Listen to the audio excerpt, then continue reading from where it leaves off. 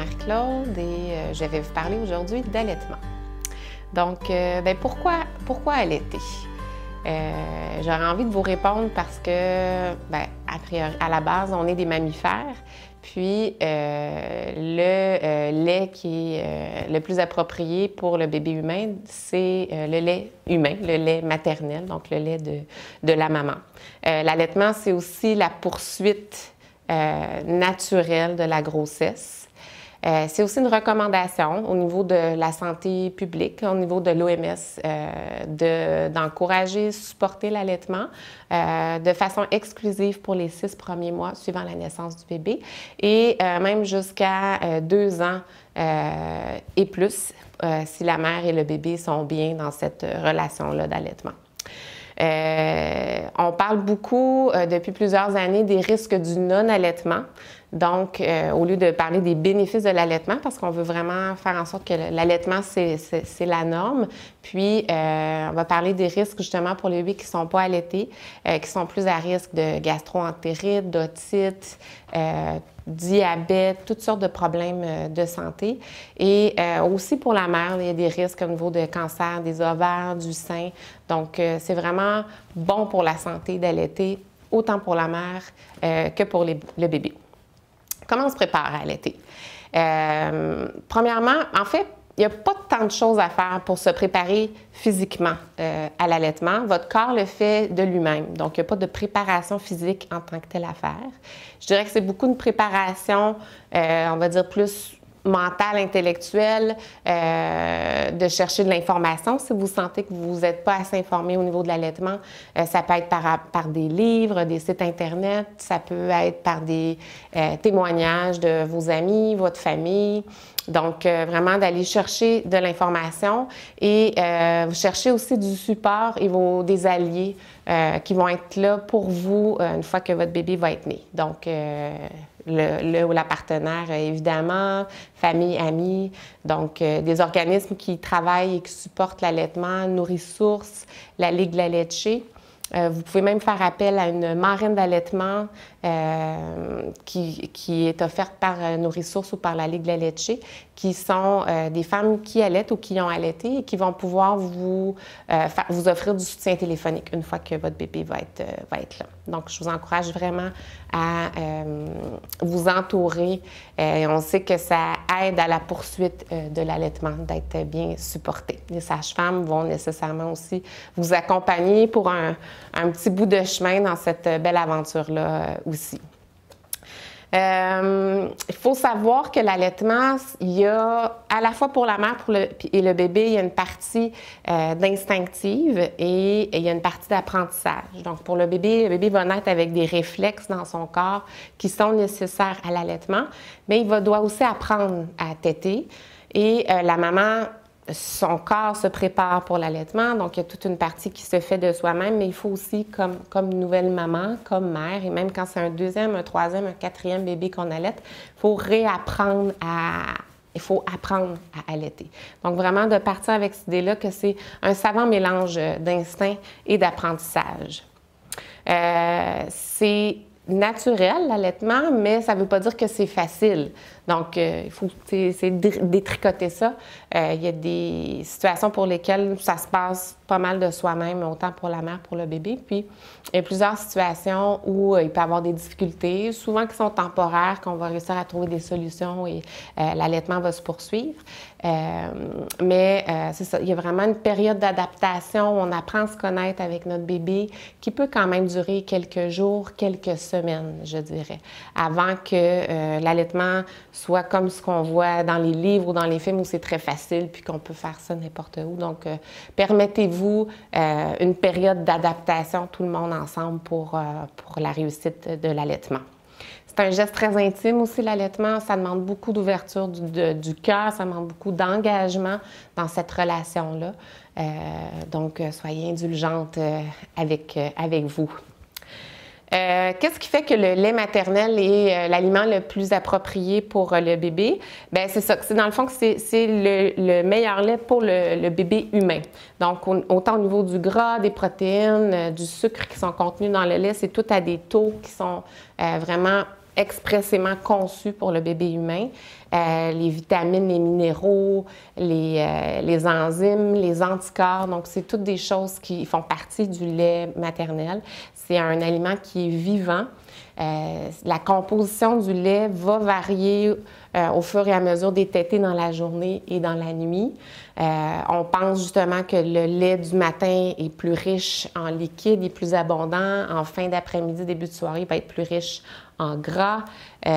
Donc, c'est vraiment fascinant d'étudier, de savoir la composition du lait maternel.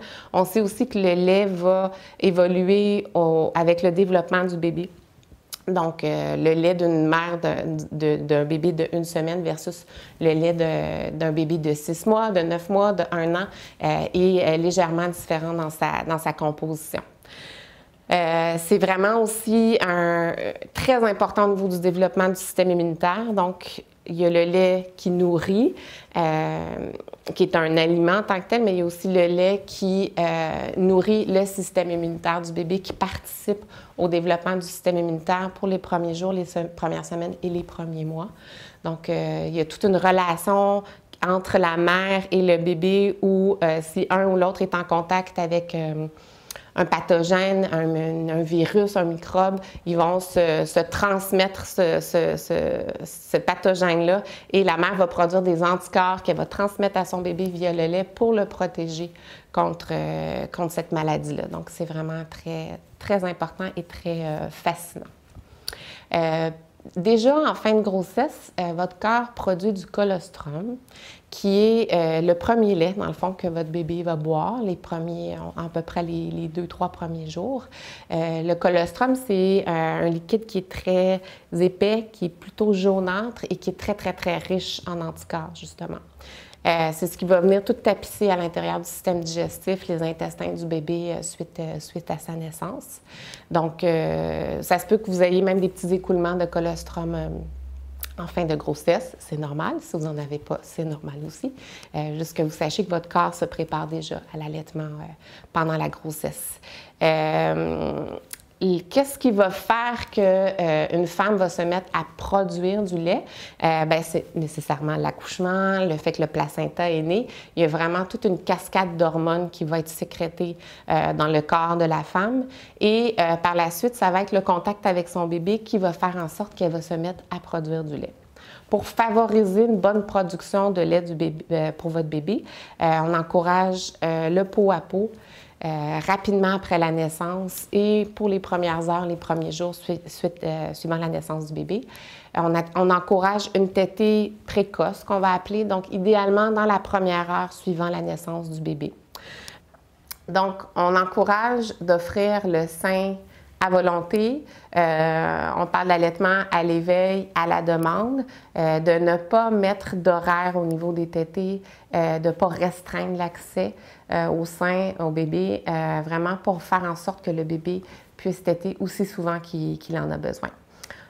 Juste pour vous donner une idée de grandeur, on parle d'un minimum de 8 à 12 tétées par 24 heures. Donc, je vous dis ça, des fois quand c'est notre première grossesse, notre premier bébé, on trouve ça, ça semble des chiffres très grands, on va dire. Mais donc, c'est réalistement, c'est de se préparer à un minimum de 8 à 12 tétées par 24 heures pour les premiers jours et les premières semaines suivant la naissance de votre bébé. C'est ce qui va faire en sorte que vous allez produire du lait en quantité suffisante pour votre bébé et prévenir plusieurs problèmes d'allaitement. Des signes d'éveil de votre bébé, là, ça, je vais vous renvoyer à la fin de la capsule. On va vous mettre des références vers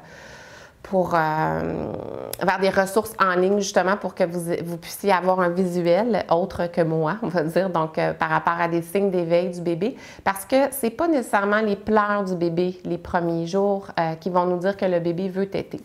Et même, je dirais que c'est le dernier signe en général. Donc, on va encourager que la femme allaite son bébé dès que le bébé commence à ne plus être en sommeil profond. Donc, il va nous donner des signes, il va commencer à s'agiter doucement, à lécher ses lèvres, à faire des petits mouvements de succion. On va voir les yeux qui se promènent rapidement sous les paupières, même si les paupières sont encore fermées.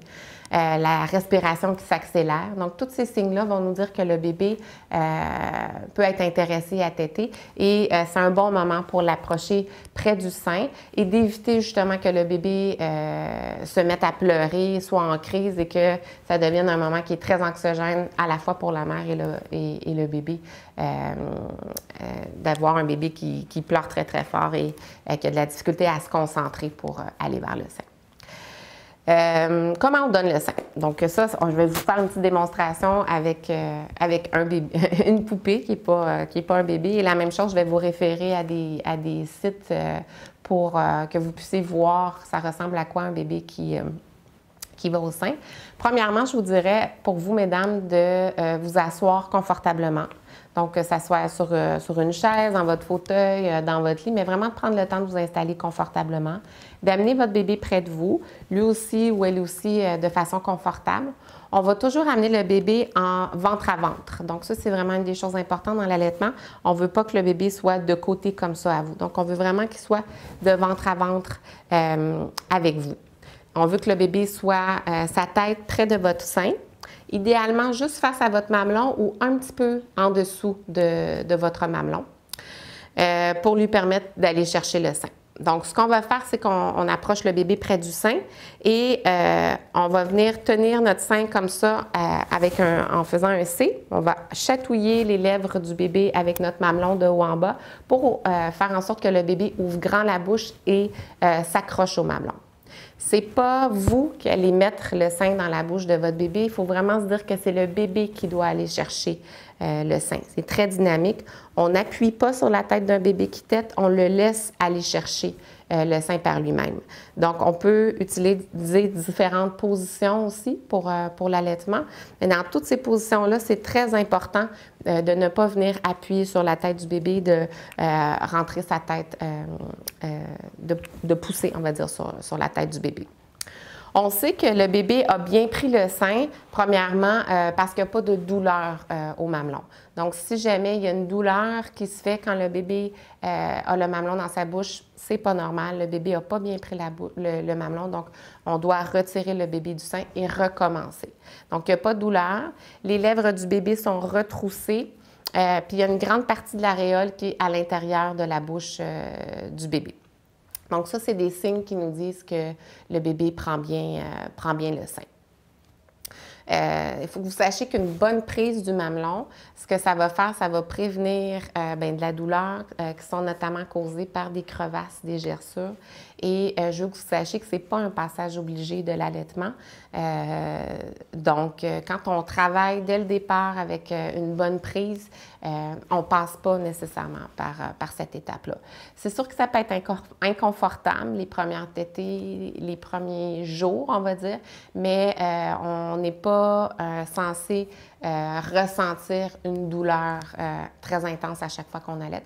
Si c'est le cas, il y a un problème, il faut chercher de l'aide professionnelle autour de vous, marraine d'allaitement, quelqu'un qui a allaité qui peut vous aider, chercher de l'aide en ligne pour vous aider à faire en sorte que votre bébé ouvre grand la bouche, s'accroche bien au sein et ne vous cause pas de douleur. Comment on reconnaît qu'un bébé tète et qui tète de façon efficace? Bien, c'est qu'il va avoir un transfert de lait. Donc, le bébé va être au sein et recevoir du lait. Donc, ça veut dire qu'il prend bien le mamelon et ce qu'on va entendre, c'est qu'on va l'entendre avaler. C'est sûr que les 2-3 premiers jours, avant la montée de lait, il y a du colostrum, mais en très petite quantité. C'est tout à fait bien et parfait pour le bébé. Le bébé n'a pas besoin de boire de grandes quantités de lait. Il a besoin de boire des petites quantités de lait souvent. Son estomac est tout petit, donc il a juste à recevoir quelques gouttes à intervalles très réguliers. Donc, ce que le bébé va faire, c'est qu'il va venir au sein, il va téter et il va avaler après un certain nombre de suctions. Donc, il peut facilement téter 5, 6, 7, 8 fois avant d'avaler une gorgée de colostrum. Plus qu'on va avancer dans le temps et qu'on va se rapprocher de la montée de lait, qui survient à quelque part entre la fin de la 2e journée et la 4e journée, plus que le nombre de suctions va diminuer. Donc, le bébé va téter 2-3 fois et avaler. Et quand l'engorgement mammaire est là, quand la montée de lait est là, quand le corps se met à produire du lait, le bébé va téter, avaler, téter, avaler, téter, avaler. Donc, c'est ce qui va vous dire que la tétée est efficace puis qu'on est dans un processus qui est normal. Donc, la fameuse montée de lait, l'engorgement, qu'est-ce que c'est? C'est, comme je vous disais, ça arrive entre le 2e et le 4e jour. C'est pas que tout à coup, vos seins sont remplis de lait. Les seins ne sont pas des réservoirs à lait. Le lait se produit au fur et à mesure que le bébé tète. Donc, c'est toujours frais au moment de la tétée. Mais au 3e jour, il y a vraiment, hormonalement parlant, il y a un processus qui se passe où il y a une certaine enflure, si vous voulez, un édème, un engorgement qui va se créer au niveau des seins. Et c'est à partir de ce moment-là où vous allez vous mettre à produire du lait en quantité plus importante en quantité suffisante pour répondre aux besoins de votre bébé. La montée de lait, c'est quoi les symptômes? Ça ressemble à quoi? Vous allez ressentir de la sensibilité au niveau de vos seins, de la douleur carrément. Vos seins sont chauds, ils sont plus gros. Vous pouvez vous sentir légèrement fiévreuse aussi. Et vous allez aussi émotivement, c'est une journée où il y a beaucoup d'émotions fluctuantes. Donc, on peut être à la fois super heureuse de ce qui est en train de se passer, de notre bébé, puis quelques minutes plus tard, fondre en larmes parce qu'on est fatigué puis on pense qu'on n'y arrivera jamais. Donc, c'est vraiment la journée des montagnes russes émotionnelles, puis c'est la journée où le corps se met à produire du lait. On passe à travers la montée de lait habituellement en 24-48 heures. On passe à travers en allaitant fréquemment. Il ne faut surtout pas espacer les tétées pendant la montée de lait. Il faut au contraire allaiter souvent. On peut utiliser du froid entre les tétées, sacs de légumes ou fruits congelés, des ice packs. On peut prendre des on peut prendre du Tylenol, du Advil. On peut aller sous la douche, masser nos seins légèrement, faire couler du lait, varier les positions d'allaitement. Donc, c'est toutes des choses qui vont vous aider à passer à travers la montée de lait. Parfois, il y a des femmes qui vont même utiliser carrément le tire-lait, justement pour assouplir les seins puis permettre au bébé d'être plus capable de s'accrocher pour pouvoir téter. Donc, c'est ce qui se passe autour de la montée de lait.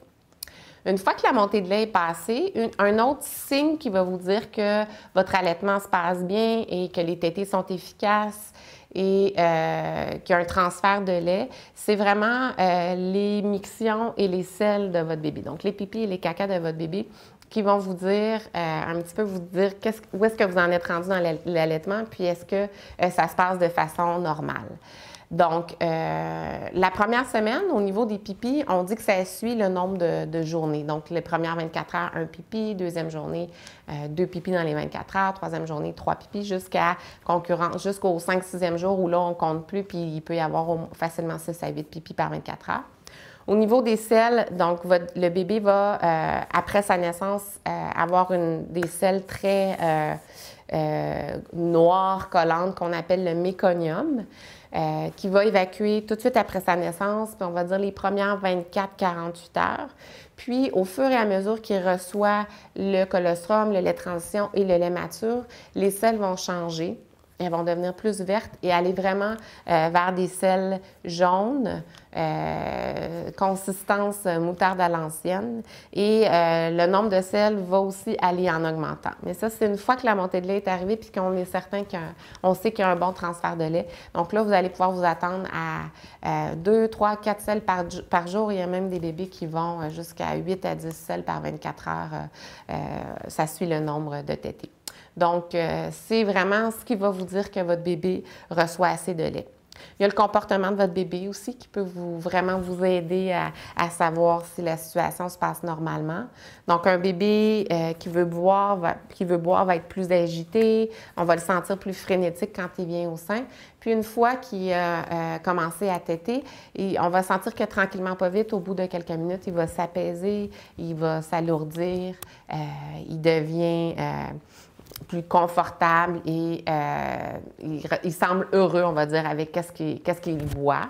Donc ça, ces signes-là vont vous dire que votre bébé reçoit du lait pendant la tétée. Les premiers jours, on vous recommande d'offrir les 2 seins à chaque tétée. Pourquoi on fait ça? C'est pour vraiment envoyer le message à votre corps de produire du lait de façon équivalente des deux seins. Donc, c'est à la fois pour vous, mais c'est aussi pour le bébé, pour qu'il se pratique à téter des 2 seins. Il y a toujours un sein qui est plus facile dans l'allaitement, donc on veut vraiment pratiquer le bébé à allaiter des 2 seins. Donc, si vous voulez une idée, disons un ordre de grandeur, donc les premiers jours, semaines, on peut se dire qu'une tétée va durer autour de 45 minutes. Donc, on offre un premier sein, une 15-20 de minutes. Le bébé s'endort ou tète vraiment moins vigoureusement. On va l'enlever du sein ou il va se décrocher de lui-même. On fait faire un row qui aura peut-être pas parce que les bébés allaités font moins de row parce qu'ils n'avalent pas d'air en tétant. On peut changer la couche pour stimuler le bébé et lui offrir le 2e sein. Donc, à ce moment-là, à chaque tétée, le bébé va recevoir les 2 seins. Souvent, le 2e sein, le bébé va le téter moins longtemps, moins activement. Donc, on va vous recommander de commencer par le dernier sein, la tétée suivante. Donc, ça, c'est pour un petit peu des conseils de gestion pour vos premiers jours et premières semaines après l'allaitement. Comme je vous ai dit tout à l'heure, je le répète, mais c'est vraiment, on vous encourage à allaiter un minimum de 8 à 12 tétées par 24 heures. On passe beaucoup de temps l'été. Les premières semaines, c'est pas mal une activité, notre activité principale des premiers jours et des premières semaines du postpartum. C'est aussi une façon d'entrer en contact avec notre bébé, de créer vraiment une relation avec lui ou avec elle. C'est important de ne pas mettre sa montre, de ne pas regarder l'heure, de ne pas se dire « Ah non, encore, il ou elle veut boire ». C'est vraiment un investissement dans l'allaitement, de se laisser aller à ça. Dites-vous que le plus que vous allez allaiter les premières semaines, le plus de lait vous allez produire pour répondre aux besoins de vos bébés et vous allez prévenir des problèmes de production de lait qui ne sont pas assez abondantes et qui peuvent survenir plus tard ou bon, dès le début, là, mais c'est vraiment un investissement dans votre allaitement d'allaiter fréquemment. C'est sûr que l'allaitement, ça répond à toutes sortes de besoins. Ça répond, comme je disais, aux besoins alimentaires, aux besoins du système immunitaire. Ça répond aussi à un besoin de proximité du bébé, de chaleur. C'est très rassurant, c'est très agréable pour le bébé d'être au sein. Et toutes sortes de besoins vont être répondus à travers cette relation-là d'allaitement. Donc, on ne fait pas la différence les premières semaines, même les premiers mois, entre est-ce que c'est une tétée pour comment je pourrais dire, pour se rassurer, ou est-ce que c'est une tétée parce que j'avais vraiment faim, ou est-ce que c'est une tétée parce que j'ai de la peine, ou est-ce que c'est une tétée parce que je veux m'endormir. Donc, on répond beaucoup aux besoins du bébé à travers l'allaitement les premiers jours et les premières semaines. Vous allez voir, tranquillement, pas vite, vous allez apprendre à connaître votre bébé, vous allez même apprendre à décoder ses pleurs ou ses moments dans la journée, puis voir est-ce que vous répondez à ce besoin de cette façon-là ou est-ce que vous choisissez d'autres manières de répondre à ses besoins, mais ça va venir plus tard dans votre relation avec votre bébé. C'est important de répondre à ces besoins-là émotionnels du bébé. Des fois, les parents ont peur que le bébé va être trop gâté, il va être trop dans les bras, il va trop... il faut qu'on lui apprenne à être seul, à s'endormir toute seule, à ne pas être dans les bras constamment. Je vous dirais que ces idées-là vont vous jouer des tours si vous êtes dans ce mode de pensée-là les premiers jours, les premières semaines. Un bébé ne peut pas être trop porté, trop gâté. Au contraire, les bébés à qui on répond à leurs besoins les premières semaines, les premiers mois sont en général les bébés plus confiants et qui vont être capables de s'éloigner de vous plus tard. Alors qu'au contraire, les bébés qu'on a fait plus attendre, à qui on a moins répondu à leurs besoins alimentaires, émotionnels, les premiers jours et les premières semaines vont devenir des bébés qui pleurent plus, qui sont plus chigneurs, plus impatients parce que justement, ils n'ont pas eu des réponses satisfaisantes, je dirais, à leurs besoins. c'est vraiment, il faut vous dire que les premières semaines après qu'on ait accouché, on est comme dans un espace-temps autre. On est hors du temps, je dirais. C'est des moments qui ne reviennent pas. La vie normale reprend son cours un jour. C'est sûr que quand on a déjà un autre enfant à la maison, je dirais que la vie normale reprend un petit peu plus vite, mais il y a quand même quelque chose de très, je vais dire, magique les premiers jours, les premières semaines, où on est vraiment dans un autre espace-temps avec notre bébé qui, lui, ne fait pas la différence entre le jour et la nuit. Donc, il a besoin de téter tout au long des 24 heures et qui va vous réveiller la nuit. C'est un comportement normal aussi des nouveau-nés. Et par rapport à l'allaitement, les tétées de nuit sont très importantes au niveau de la sécrétion des hormones chez la mère pour assurer une bonne production de lait. Éventuellement, vous allez apprendre à votre bébé à dormir la nuit et peut-être cesser ou non les tétées de nuit quand il va être plus vieux ou quand elle va être plus vieille, mais c'est pas du tout recommandé de faire ça les premières semaines et les premiers mois suite à la naissance de votre bébé. Ça serait quoi? C'est quoi la place du conjoint ou de la conjointe dans l'allaitement? Souvent, on se fait demander ça, le papa ou l'autre maman va dire « Mais moi, qu'est-ce que je peux faire? Moi aussi, j'aimerais ça nourrir mon bébé. » En fait, moi, je vous dirais, c'est sûr qu'il y a beaucoup de temps qui est consacré à l'allaitement les premiers jours et les premières semaines. Mais moi, j'encourage l'autre parent à faire tout le reste, justement, et à créer leur relation autrement que par l'alimentation. Donc, vous pouvez tout autant porter votre bébé, lui donner son bain, prendre votre bain avec lui ou elle, le bercer, le mettre dans le porte-bébé, changer la couche. C'est toutes d'autres façons d'être en relation avec votre bébé. Commencer à jouer quand il va être un tout petit peu plus vieux, aller prendre des marches avec lui ou elle. Et vous pouvez beaucoup supporter votre conjointe qui allaite les premiers jours, les premières semaines. En lui amenant le bébé, en l'aidant à s'installer confortablement, lui amener un verre d'eau, une collation, s'occuper des autres choses dans la maison, des autres enfants si besoin. Donc, il y a vraiment une façon de trouver sa place dans cette relation-là, mais ce qui ne passe pas nécessairement par l'allaitement. Puis vous allez voir, de toute façon, l'enfant commence à manger en général autour de 6 mois. Donc, vous allez pouvoir participer à nourrir votre bébé éventuellement. Si jamais vous avez envie de partager dès les premières semaines, les premiers mois, l'alimentation de votre bébé, vous pourriez, par exemple, donner un biberon, idéalement un biberon de lait maternel qui serait exprimé. Mais on vous recommande d'attendre au moins 4 à 6 semaines suivant la naissance du bébé, que l'allaitement soit bien mis en place, autant pour la mère, autant pour le bébé. Donc, pas de biberon, pas de tirer nécessairement du lait sur une base quotidienne avant cette période-là, juste pour que l'allaitement soit bien mis en route. Puis après, vous verrez si c'est un besoin qui persiste chez la mère ou chez le père, de voir est-ce que c'est quelque chose que vous avez envie de faire, faire en sorte de donner un biberon à votre bébé. Donc, ça va terminer ma capsule sur l'allaitement pour aujourd'hui. Merci.